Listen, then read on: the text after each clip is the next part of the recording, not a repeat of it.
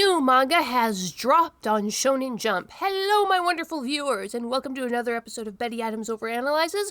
We are going to look at the newest Shonen Jump manga, Shadow Eliminators. And if the sound is a little wonky on this, I'm recording this on Audacity.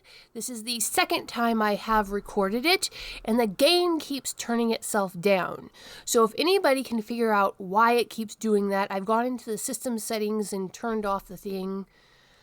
It's really, really frustrating. So if the sound, I'll try to fix that in post, but, Okay, Shadow Eliminators. This is one of my absolute favorite concepts in storytelling, but not to bury the lead, I look at this manga the way you look at the tiniest runt of a litter of kittens. It's small, it's cute, it cuddles into your hand, you wish it the best, and you feel really strongly towards it, but you're 90% sure it's not going to make it. So, why do I say that? Shadow Eliminators, I'm not even going to mention the basic, concept, the shtick. We've seen it before in other shonen manga, we'll see it again. The important thing about this, what makes me really love this manga and really wish it for the best, is the character dynamic. You have instead of a main protagonist, you have two almost equal protagonists. A very classic character dynamic that I call the Prowl and the Jazz. If you're in the Transformers fandom, if you've been in there for any long, you're very soon going to learn about the relationship between Prowl and Jazz. Now, this has been represented this way in the canon, but it is primarily a facet of the fanon. You have the one character, straight-laced, upright, a proponent of law and order in Prowl. Very well-meaning, very dedicated to the cause, but a stick up his aft can turn off everybody around him. And in this kind of headcanon, you have his primary and only friend being the Jazz character, freewheeling, cheerful, always sociable with everybody, but who has a very dark side to them, an assassin, a saboteur, and someone who has demons, but doesn't let said demons ruins his vibe. He's got places to be, people to kill, and he's going to go there smiling and singing the entire way. The busker musician and the cop on the beat, if you will. It is a very classic dynamic, and it's been honed down in modern media to that very cheerful with a dark side and straight-laced with the heart of gold type characters. Both very idealistic, working towards the good, but working towards the good in very different ways using very different tools. When you bring them together as the main character pair like this, they end up supporting each other, balancing out those character traits. And this is a character dynamic that I simply adore. The bears the back without a brother behind it. This is an old concept. It goes back to even the design of the armor of the classic Roman legionary. There's no armor on the back because your back armor was supposed to be your brother's shield. You always have someone watching your back.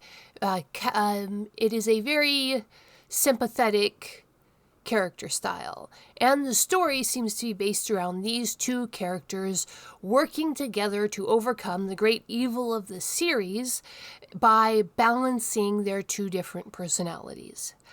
Now, I could go on about this character dynamic forever. It was also mirrored in Spock and McCoy from Star Trek. You have Teal'c and Jack O'Neill from Stargate. Even to some extent, Odo and Quark from DS9.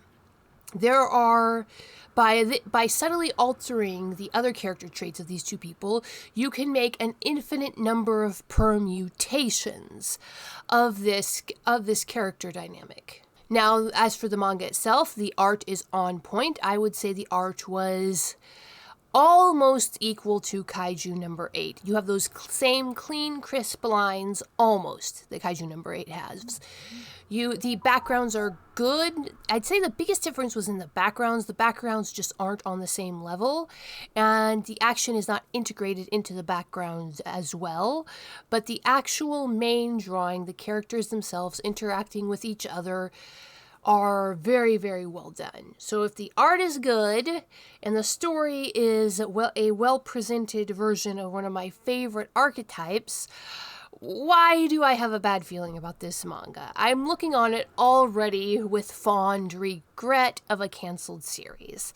Well, it's for the same reason that when, let's say, you see a litter of kittens, and there's one of the kittens that's just as cute and just as cuddly and just as furry as all the other ones, but he's half their size.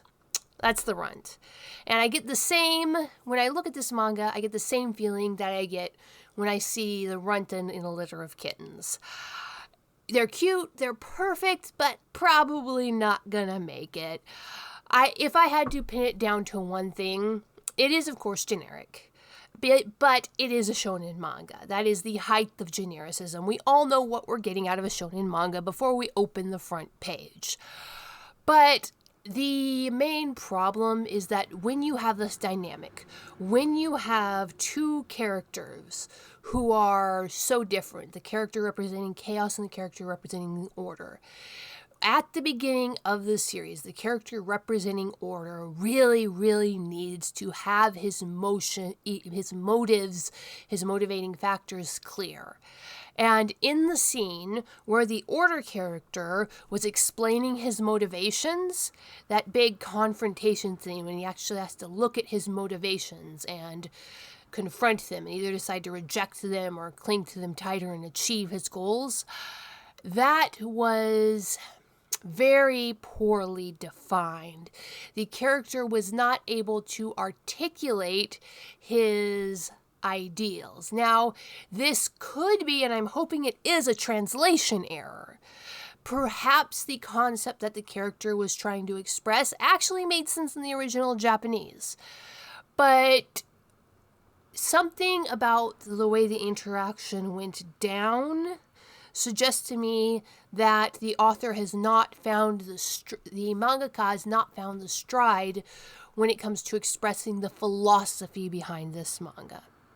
The art's on point, not quite Kaiju number 8 level, but good. The character dynamics are my absolute favorite kind and well presented. You believe these characters are what they're presented as. But there is a weakness in the philosophy of the manga. And that's why I don't think this manga will be with us for long. So, what do you think of Shadow Eliminators? Am I just making too much out of what's almost a translation error? And what do you think? Are we going to be seeing more of this manga? Tell me what you think in the comments below. Hit that like and subscribe button, and peace out, my wonderful viewers. Humans Are Weird, we took a vote. The second book of Human Absurdity is now available in audiobook format everywhere where audiobooks are sold: Barnes & Noble, Google Play, Kobo by Rakuten, and of course, Audible and Amazon. So you can now get a copy of the audiobook format of all 70,000 words of Human Absurdity.